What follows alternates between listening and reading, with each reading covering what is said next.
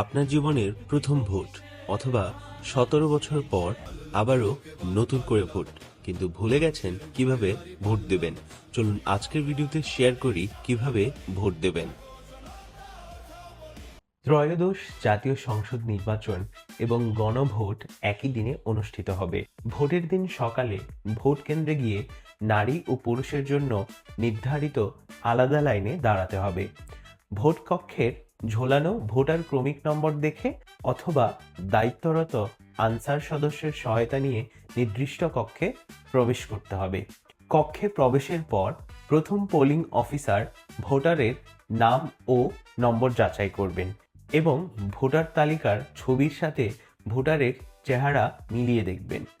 এরপর polling officer ভোটারের নাম ও ক্রমিক নম্বর জোরে উচ্চারণ করবেন, যাতে এজেন্ট ও সহকারী প্রিজাইডিং অফিসাররা শুনতে পান। পরিচয় নিশ্চিত হওয়ার পর দ্বিতীয় পোলিং অফিসার ভোটারের আঙুলে অমোচনীয় কালি লাগিয়ে দিবেন।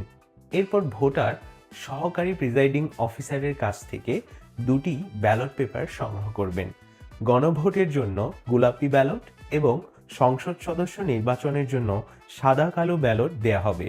ব্যালট গ্রহণের সময় ভোটারকে স্বাক্ষর অথবা টিপসই দিতে হবে এবং সিল মারার জন্য একটি রাবার স্ট্যাম্প প্রদান করা হবে।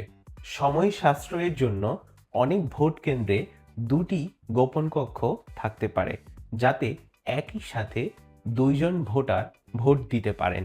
গোপন কক্ষে গিয়ে ভোটারকে দুটি ব্যালটেই সিল মারতে হবে। গণভোটের গোলাপি ব্যালটে সংস্কার কিংবা পরিবর্তন চাইলে হায়ের ঘরে এবং না চাইলে নায়ের ঘরে সিল দিতে হবে।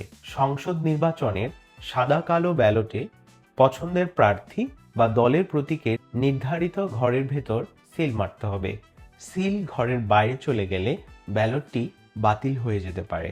সিল মারা শেষে ব্যালটগুলো প্রথমে লম্বালম্বিভাবে, পরে আড়াআড়িভাবে ভাঁজ করতে হবে, যেন সিলের কালি অন্য কোনো ঘরে বা প্রতীকে না লাগে।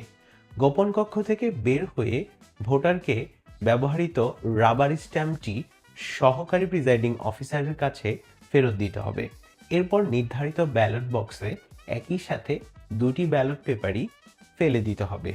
এই সহজ প্রক্রিয়ার মাধ্যমেই ভোটাররা তাদের ভোটাধিকার প্রয়োগ করতে পারবে।